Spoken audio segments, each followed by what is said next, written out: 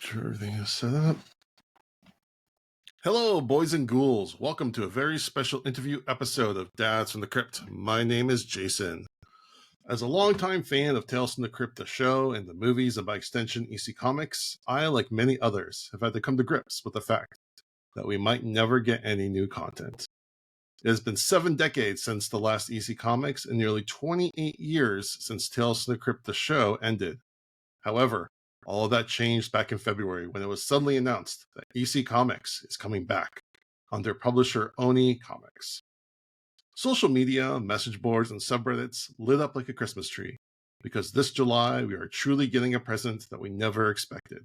Here to discuss this unprecedented event is the president and publisher of Oni Press, Hunter Gorinson. Welcome to the show.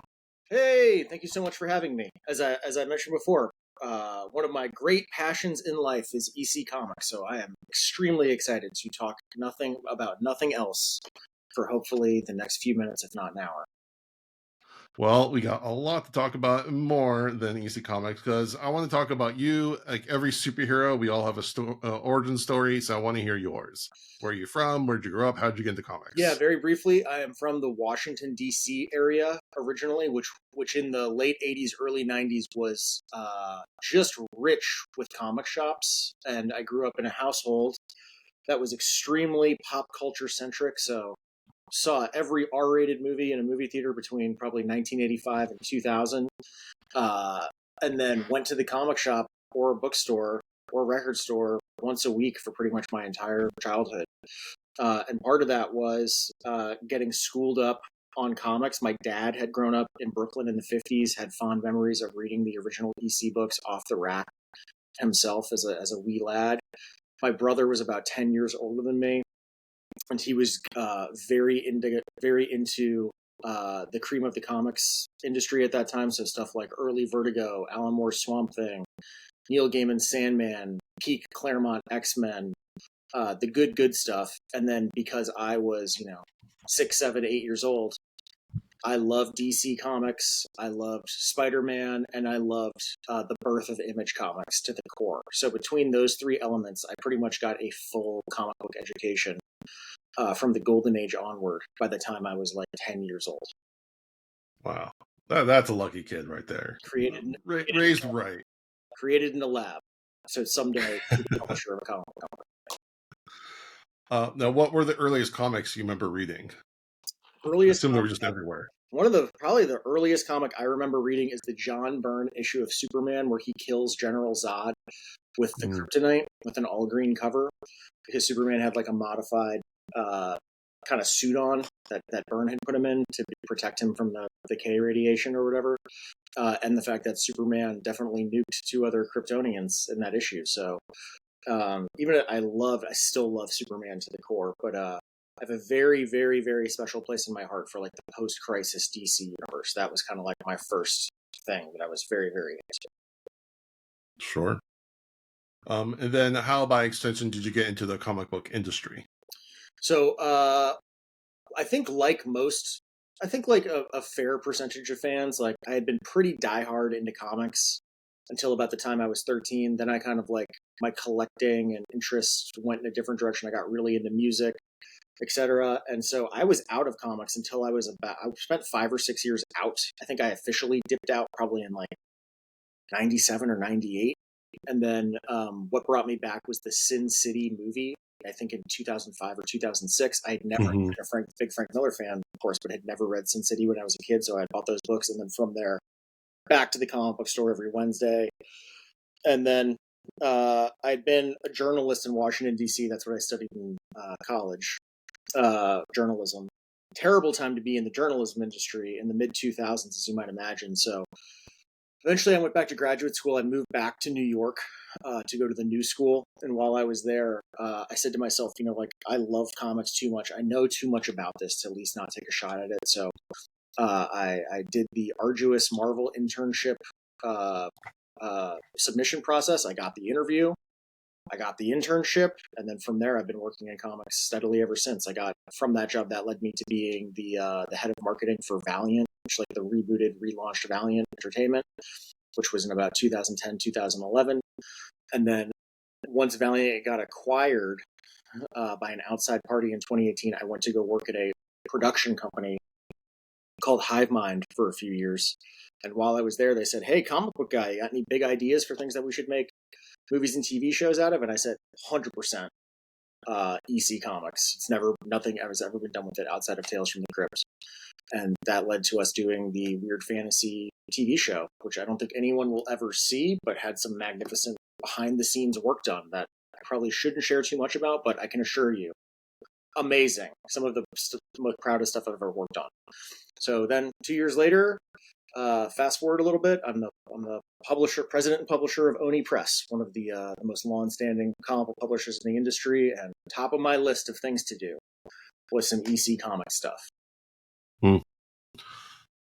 Now you mentioned Tales from the Crypt, the show, obviously, which is a big part of the story, I feel. So when did you watch it as a kid? When did you what was your entry into that show? Yeah, as I said, I was exposed to a bunch of stuff that you probably shouldn't expose a 5 or 6-year-old to. So I have very fond memories of watching like the first maybe 3 seasons of Tales from the Crypt as like appointment viewing on HBO. I remember one of them being so scary that I had to turn it off. It was I think there was a conjoined twins episode where someone threatens to separate them with an axe. So that is burned into my adolescent brain. Unfortunately, I mean, I loved the show. What 90s kid doesn't have a trauma with a Tales from the Crypt episode? I definitely spent the lights on, when I was in middle school, at least, after watching a specific episode. And then might be controversial, but like I also loved Demon Knight. Not so much Jello of Blood, but I love Demon Knight. No, Demon Knight is considered very held in very high regard. It's very different for obvious reasons than the show itself. But I've showed it to many people. I've never seen it before. I've never heard someone says I don't like this movie. Yeah, it's like a genre movie. Well, it's just the perform. I mean, I've done multiple podcasts on my love of that movie. That's a huge seminal movie for me. But the performances alone, even if you don't like the effects or anything else, Billy Zane is just amazing. That's an all-time underrated performance. William Sadler's also great. And Sadler, yeah, I've got to talk to Sadler about it, and he's so good. I mean, that's another tangent that we don't have time to go down. But and also for Bordello of Blood, there's a whole podcast dedicated to that story. So then one other question was, did you ever try your hand at like writing or drawing, comic? Oh yeah, I think everyone who works in comics probably begins in the exact same place, which is like,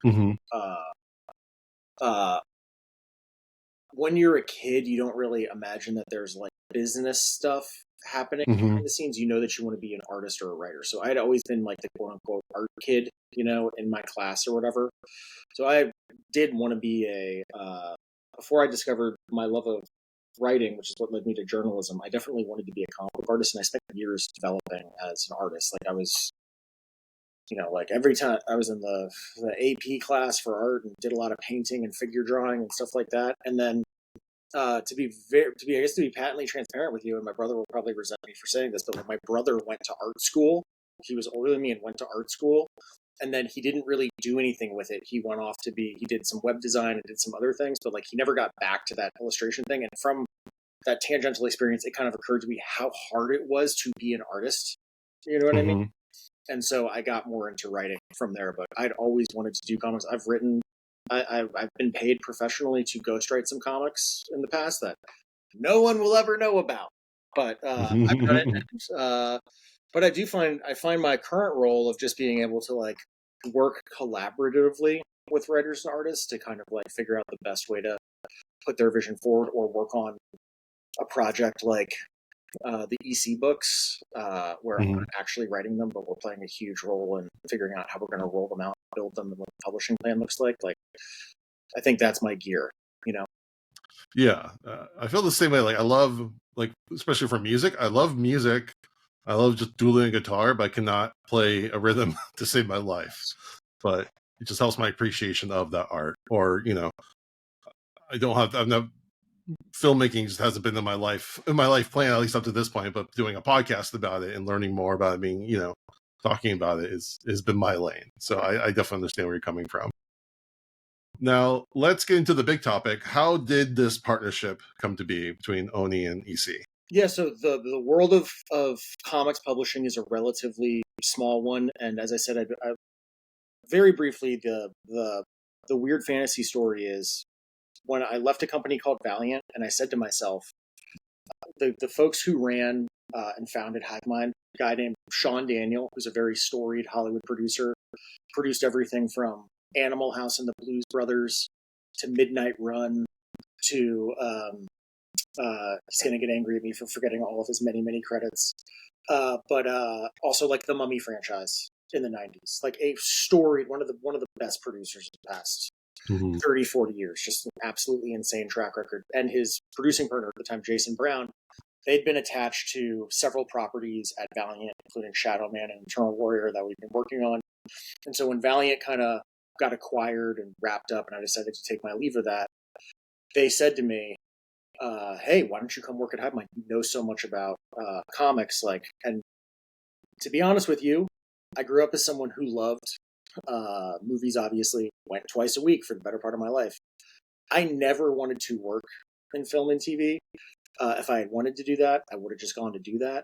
But I said to myself, given where the comic book publishing industry is at the time, and still continues to be, I kind of need to get some prerequisites and figure out how this entire thing works, or I'm just going to wind up working for a movie producer in 3 or 4 years. So I got a really great firsthand education in how that all worked. And for the first time, maybe ever, my knowledge as a guy who knows random comic books from the 80s, you know what I mean? Obscure science fiction novels, because this was peak quote unquote IP time in Hollywood. Suddenly my vast nerd knowledge was a valuable skill. So we did that, and they said at one point they essentially turned to me and said, hey, comic book guy, your turn at bat. What do you got? What should we do? And I said, weird fantasy. Great title. EC library is underutilized, etc. We went down that path. Someday, very soon, I will tell the entire untold story of the Weird Fantasy TV show. But suffice it to say, I want to hear that. Very, very, very, very, very cool stuff.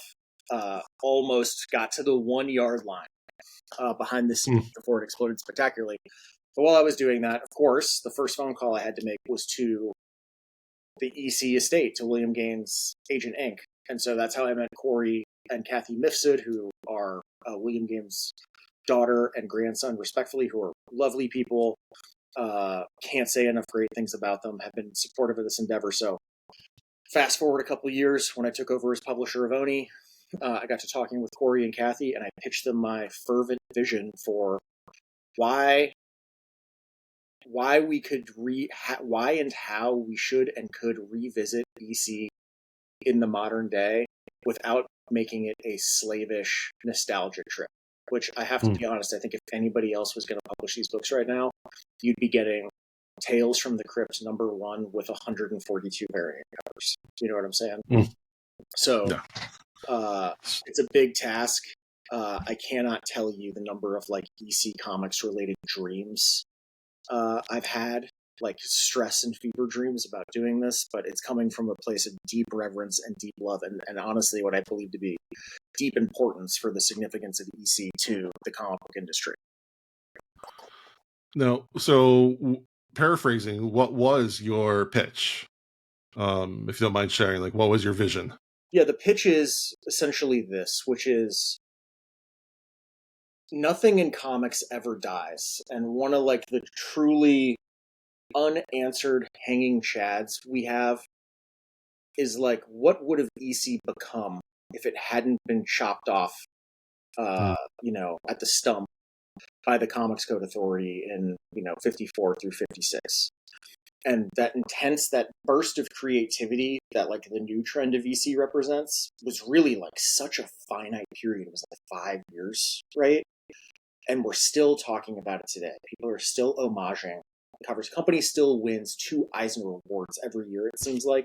Hasn't published a new story in 70 years. So there's an intensity and power and something there still continues to burn after all this time. And the things that do that in pop culture still to this day are so few. You know what I mean? Like, I put the influence and impact of EC in the same category as stuff like jazz or like Sun Records and the Velvet Underground, like these seminal pillars of like not just American but global pop culture. And so my thesis is like somewhere out there in an alternate reality where the Comics Code Authority didn't happen, EC continued to make comics for like maybe another 10, another 20, another 30, like still to this day could still be making comics as a dominant force in the industry. It would have ebbed and waned at various points, but it could still very well have been around. And in the world where that happens, like maybe Marvel's superhero, maybe Stan Lee doesn't, crib some of EC's fan-based energy and import that into what they're doing with superheroes. And maybe superheroes don't become the dominant form of comics. Maybe war and crime and horror and science fiction continue to be the top note of what comics do into the future. So in the 21st century, what would those comics look like now? And so that's the exercise that we're engaged in, is trying to like not retroactively look back and be like, we're going to do stories set in the 1950s with an artist who draws like Reed Crandall. Not that there wouldn't be like anything wrong with that, but I think that that's like, frankly, I think that's like a little boring. I think that right now comics have always been a commercial art form, but comics are extremely commercialized right now. And for a lot of reasons, like the rough edges have come off of it. By and large, and like to me, EC represented like a peak of like we don't give a fuck what anybody else thinks. We are making books for ourselves. If everybody else likes them, great. But like that rebellious spirit that went into those books went through EC and went out, and as you already know, went into punk rock, went into comedy, movies, went into like, and still continues to burn. So like, there's power there, and I essentially want to use that power as a sigil in the modern day to do some cool stuff that I think we desperately need. Wow. So, okay, there's a lot of things you just said that I kind of want to touch on real quick, just to kind of dispel or set the record straight. Yeah. So, will any of these be homages or remixes of old stories, or are they all completely new? They're all completely new. You may see like there may be some, echoes of things that have before. There's only so many many horrific things we can do, but like, yeah. There's a certain kind of like, I hesitate to use the word formula, but there's a certain cadence to the way the issues flow and stuff. Like there's definitely hat tips, but we're not doing like any readaptations or all new stories. And then one thing you said that you're not going to be doing any of the retro styles. This will be all contemporary stylings. Yeah, and what I mean by that is like we're not. I think it would have been a failure to be like, I need to go get one Johnny Craig guy and one Jack Davis guy and one Grant Nichols guy. You know what I mean? And find people who just ape those styles. Like, it's not possible to do with any credibility. And frankly, I don't want to impugn I like, no matter what we do, this even if it's not my first preference, whatever we do now will be compared against the original stuff, which, hey, it's impossible. It's like, how come your movie's not as good as Psycho or North by Northwest? You know what I mean? Like, it's an impossible standard to live up to. But I want to make sure that if we're treading on sacred ground, we're doing it with some respect and and some fire in our belly to do slightly our own thing, but have it still be recognizably and stylistically DC.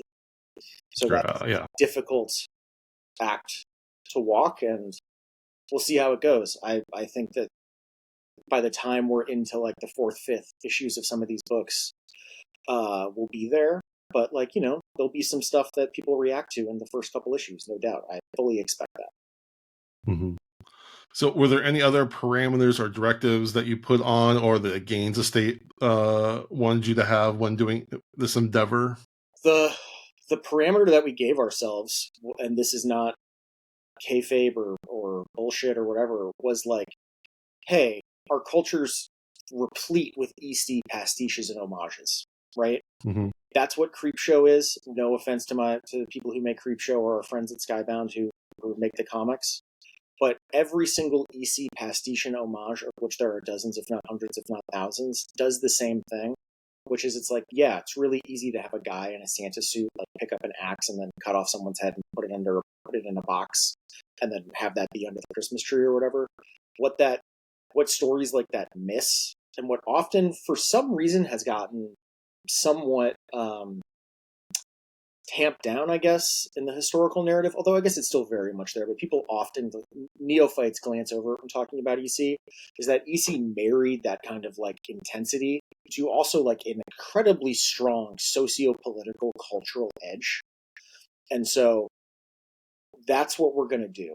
And it's not to say every story has a social message or every story has a political message. Some of them definitely will, and some of them are going to definitely fucking piss people off. But there's an intensity and a willingness to go there. That's the parameter that we gave ourselves. Is like, what we have told the creators who are working on the books is like, if you think you have gone too far, keep going. Because that is what defines the intensity and impact of EC Comics for me. Love it. Now, were the original comic lines available? Like, could you have called it Tales from the Crypt or Two-Fisted Tales of Weird Science over those, or did you intentionally want to go on a different line? I intentionally proposed doing new books. And so the reason that we want to do new books is, again, to that thing like about what the future of EC would have looked like. Imagine if Marvel Comics had Stan Lee resurrected his era, got his era of Marvel rolling in 1962, 1963, whatever it was, with FF, and then Amazing Spider-Man, etc., X-Men, on down the line. And then it ended in 1968 or 1969. And we never got the Uncanny X-Men with Storm and Colossus and Wolverine. We never got the Punisher. We never got Simonson's Daredevil, Simonson's Thor, Frank Miller's Daredevil, like Ghost Rider, like the Defenders, on down the line. Like, whole swaths of the Marvel Universe missing, right? That's the thought exercise I wanted to do for EC, which is, I believe that kind of a twofold decision. One is, I can't remember off the top of my head, so please no one get angry at me, but how many issues of Tales from the Crypt are there? 41 or 46, or something like that? Yeah. There's already 41 perfect issues of Tales from the Crypt. Asterix, I will look up exactly what the issue count is after this. I cannot remember off the top of my head. But there's already 41 perfect issues of Tales from the Crypt. We're going to get compared to that stuff no matter what.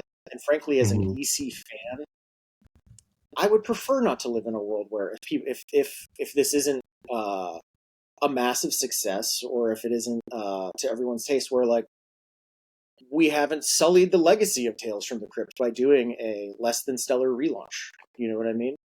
But by that same token, I do think that new titles allow us to not be beholden to the original template, and not fall distinctly into that nostalgia lane, and allow us to do. We're going to start in a place that's very familiar. We're going to start in a place that's a horror anthology with horror hosts. But I think over the course of the first couple of years, we're going to begin to pull back the iris of what EC can be in the context of 2024. That's the plan. Wow. Yeah, because a lot of, just speaking as an observer, a lot of us were like, oh, it's EC, but we're not using different names. Could they not get the rights? And what is this new thing? And I would say it's confusing, but it's very it's intriguing. It's definitely, I think it's showing that you're kind of going in your own direction under the umbrella. So obviously, I haven't seen the comic. No, I think it comes from my faith as an EC fan in the power of the EC brand. I think a lot of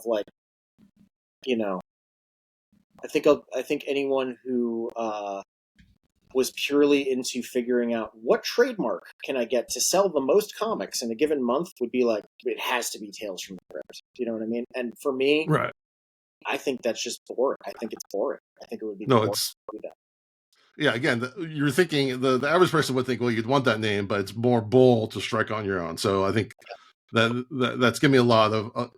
The more you say, the more excited, and the more my expectations are raising for the whole endeavor. So just to recap, so Epitaphs from the Abyss is going to be a horror line, and then Cool Universe will be a sci-fi fantasy line. Yep.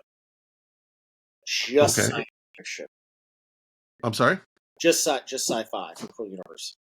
Okay. Will there be any other genres that you'll be possibly doing in the future? 100%. So we have a pretty ambitious plan for 2025. It's nothing crazy. Like, we're not going to scale up to, like, 6 books, 8 books. Like, this is going to be a manageable line of books.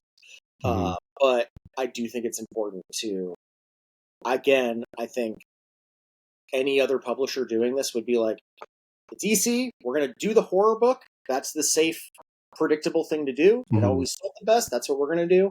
And I think that fails to comprehend that horror was one big aspect of what made Right.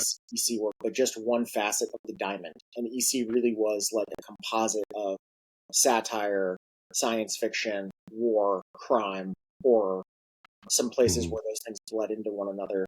You know what I mean? But those things all fed off of each other and gave it energy. And so we're not going to replicate that exactly. I think I've said it publicly, so I'm okay to say it again. The third book we do will be a book that EC did stories in, will be in a genre EC did stories in, but never dedicated an entire anthology to. Okay? And then we will do some stories that are not anthologies at some point in 2025. Wow. That's a lot to chew on right there. Will we be seeing will there be any appearances by the Crypt Keeper, the Old Witch, the Vault Keeper, etc.? Or are we getting new hosts? I don't want to spoil anything too much. I will say that Epitaphs from the Abyss will have an entirely new horror host, but they will exist within the lineage of the classic hosts. It's not Son of the Crypt Keeper, but hopefully that will make sense to people more. We will reveal more about at least one of the hosts probably before issue number 1 goes on sale. There's a variant cover on Epitaphs from the Abyss #1 that Dustin Weaver, who's designing these characters. Dustin Weaver's like a magnificently talented artist. I think anyone who likes, who appreciates like the classic EC style should check out Dustin's book Packless, which is like a contemporary comic book. Don't get me wrong, but he is a incredibly talented artist, and so he was brave enough to take on the task of designing the new horror hosts, and we're going to reveal those designs on that variant cover. Yeah, I've always one of the things from Tales from the Crypt, the TV show, I always kind of wish they could have done was, in the opening where they're going through the gate, then going through the yard, then going into the house. Instead of going down the stairs, they suddenly went upstairs, and there's the Old Witch. Right. If they would have mixed up the host a little bit, I thought that would have been an interesting way to. Old Witch is my favorite one. Like that character, yeah, the Old Witch with the giant eye and stuff. Like that's a character design. Yeah, I mean, you know. All right. Or do we want to look at? So, what is the release schedule going to be? The release schedule is the first book, Epitaphs from the Abyss #1, goes on sale July 24th, which is the Wednesday before San Diego Comic-Con. Hopefully, we're in the midst of working with Comic-Con right now, but hopefully we'll have a rash of DC-related events and stuff happening for San Diego. And then 2 weeks later, Cruel Universe will go on sale, which I believe is August 7th. And so hopefully on a bi-weekly schedule, if all goes according to plan after that, every 2 weeks you'll get like a new EC issue. That's awesome. Now, when you gathered all the talent, the writers, the artists, etc., did you have a brainstorm of topics? Did they pitch ideas? Did you pitch ideas? Which came first? A little bit of both. Mostly what we said to ourselves is so first of all, part of what I think has made EC endure is the fact that the stories are so obviously stating the obvious here. The original stories are so incredibly high quality, which is what made them stand the test of time. And part of the reason they're so high quality, I guess, is to say writing a short story in comics, writing a 6-pager is one of the hardest things you can do, to have it be memorable and done well and pack a punch. And so what we said to ourselves initially was out of all the writers that we've been writers and artists we've been blessed to work with, who could do this? Like, who can come to this, understand the EC tone, understand the EC intensity, and bring that to that page. So we started by, friends and family gathering that list together and then calling people. And it's like, trust me, I fucking heart rate racing through the roof when you call like call a Eisner Award winning creator or New York Times bestselling writer or whatever and be like, this is going to be the craziest phone call you got today. But what would you think about writing a story for EC Comics? And like part of what gave me confidence that our strategy was and they'd be like, is it Tales from the Crypt? And we'd be like, no, it's going to be new books. And then I watch people like many times, like lean in a little bit and be like, okay, tell me more. And so that gave me confidence that part of this is working. And also I got to watch creators who get pitched everything, right? They find out about all the cool stuff before we find out about it. I watch them get excited about the prospect. And so then we started cooking with gas. You know what I mean? When we said you could do anything, it has to be a short, has to fall within like that classic EC tone, intensity, etc. What would you do? We got some killer stuff back. So there's some good. I am very, very bullish on what the reception to these stories will be. I can just imagine that some of these guys are like, "Is this a prank call? Like, there's no way no way anyone's actually going to do this." Yep. When I first saw this, I was like, "Wait, is this April yet? Is this April 1st? Like, this is the kind of like April Fool's Day kind of things." Like you talked about kind of re-entry, and I had the kind of the same story of being out of comics for a while, and then around when The Dark Knight came out, I saw someone talking about Brian Azzarello's Joker. Oh, nice. And I was like, okay, let me check this out. And then I was like, wow, I've never seen anything as adult within, superheroes without even the superhero really showing up.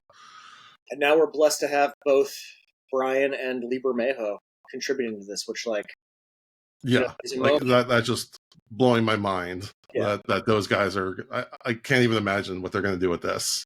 There was a moment when I was standing at Comics Pro, which is, for those of you who don't know, like a retailer. It's an industry insider retailer conference. Public isn't allowed to go. And every major publisher essentially pitches their line for the year to retailers. And so we made the EC announcement shortly before, spoke to retailers.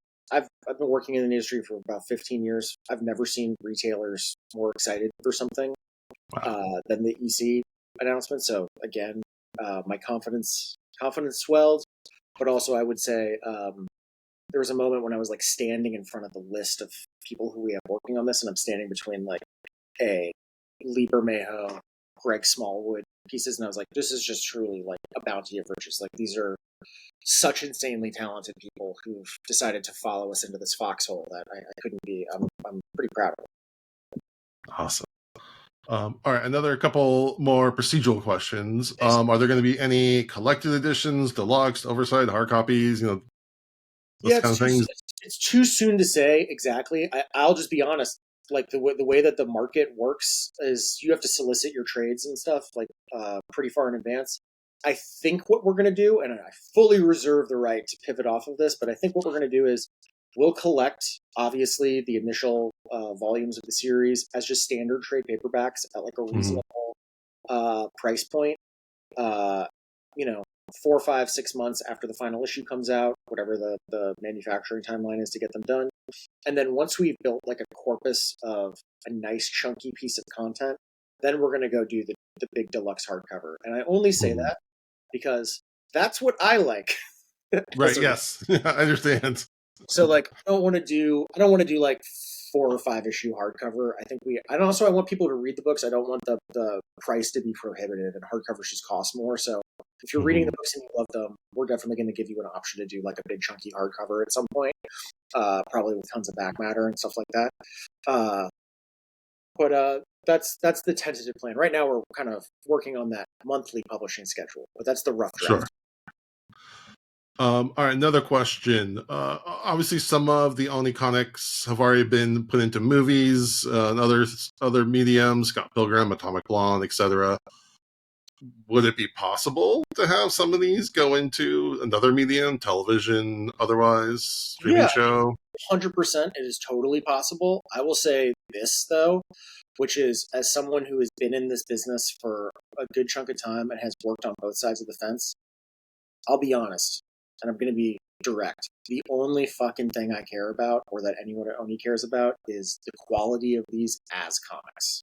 Sure. We don't do that job first, especially like, again, Mm-hmm. very aware that we're treading into sacred territory here.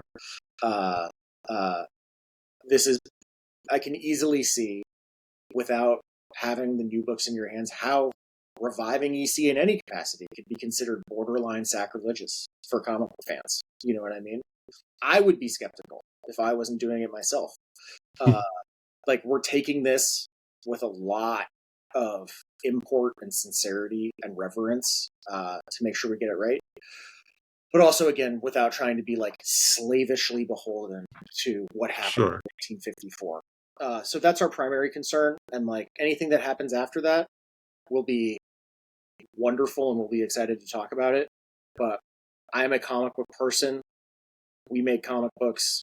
I want to make some comic books that I would love nothing more than anyone who's cast a curious eye our way about Epitaphs from the Abyss and Cruel Universe to come back.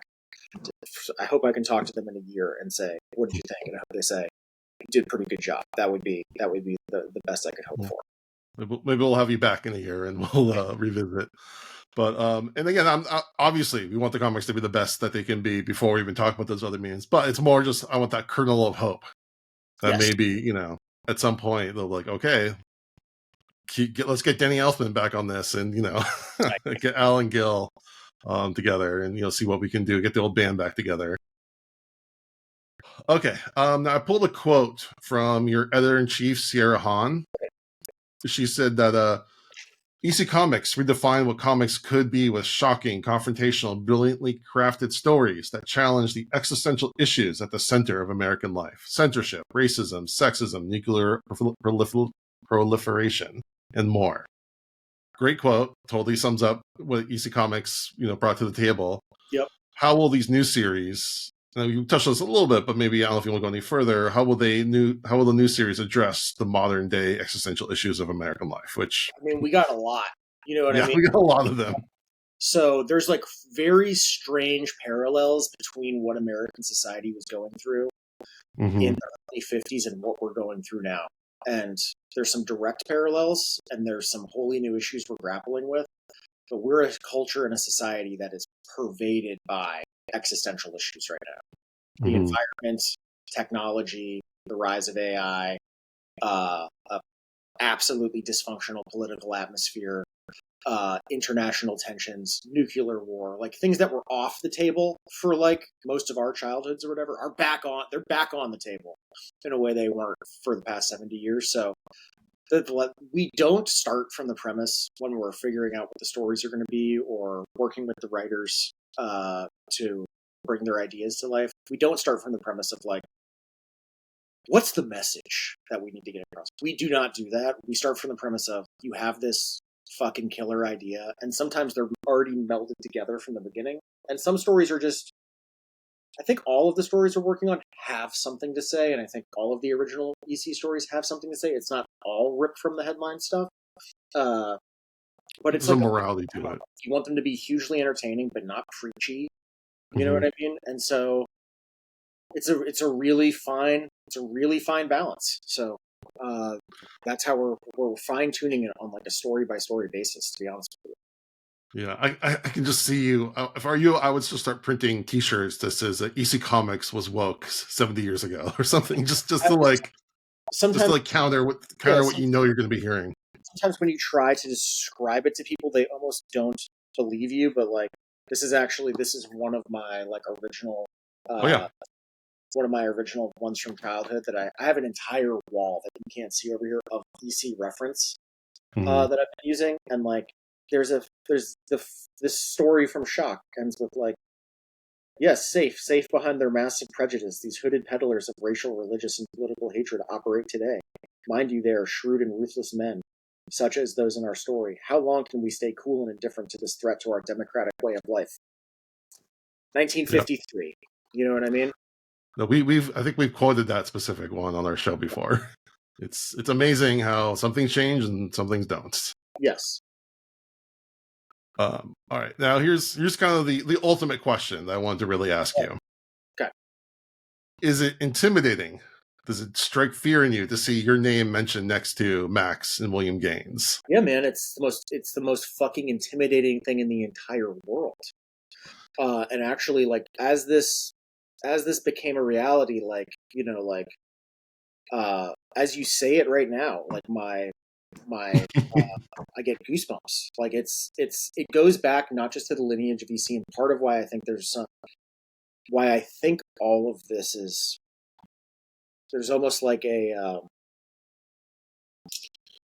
like a synchronicity to all of this that I think has made it even more powerful. By which I mean, like, I work in the comic book industry professionally. Most of my peers do not know where the comic, they know about EC, and they know about the Comics Code Authority, and they know about the Gaines hearing and all that. They don't know that Max Gaines, William Gaines' father, like, invented the comic book. Like, for some reason, like, that fact has also somehow escaped people who even do this professionally. So, like, this goes back to the beginning of where all of this stuff came from, which I think only makes it more important. And we're going to do everything we can as we go through this process to make sure that the entire canon of original EC creators are honored in some way, because it is important to me that it's really important to me that we pay reverence where it is due to some of the most important seminal folks who ever worked in our medium. This project is not just a love letter to EC Comics. It's kind of like a love letter to comics in general, if that makes sense. No, it makes all the sense. I do have a funny little joke, though, that I've done with some of my colleagues in publishing, where I'll run into someone and be like, did you think that Hunter Gorinson was going to be the guy to publish the first EC comic since William Gaines? You know what I mean? But it's a trick. I mean, it has to be. It has to be someone. Why not you? I mean, like, I do care deeply about it, and, like, you know, like, everyone in comics has their thing, and, like, some people love Spider-Man. Some people need a complete run of Silverhawks or whatever. I love EC Comics. That has always been my thing. So, yes, unfortunately, for better or for worse, this is my thing.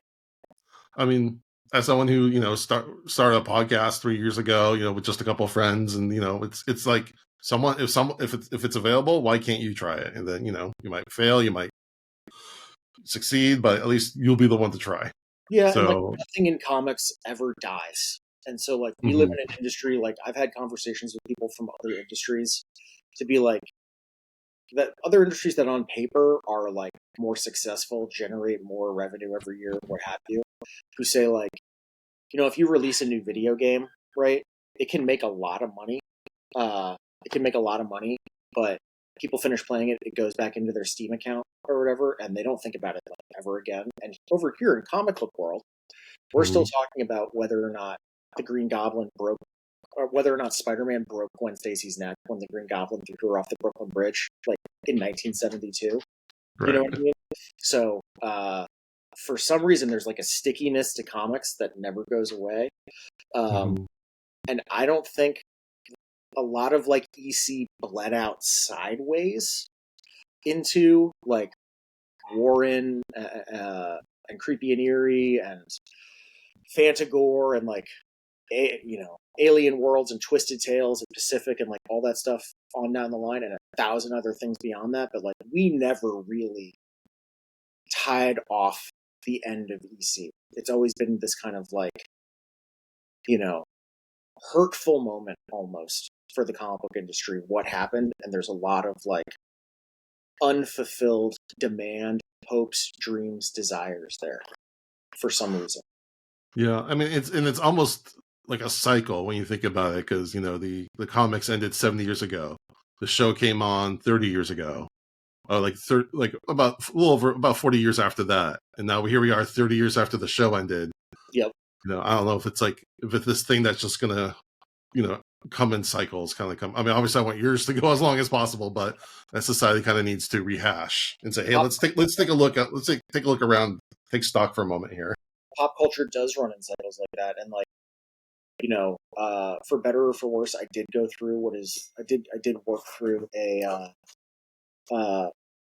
very dissimilar but still analogous relaunch with like the Valiant stuff that I worked on very early in my career, which had a smaller than EC but equally as dedicated fan base. And there was a point where like the original Valiant books, I think, were only published for 4 or 5 years. And there was a point where like we crossed that line and we were publishing longer. Like we had published more issues of Archer and Armstrong than the original ones done. You know what I mean? So it's a weird thing to exist in the lineage of comics, and you truly haven't lived the life of a comic book industry professional until you've been quarter bin diving and found what book you've worked on, and now you're in the quarter bin cycle. You know what I mean?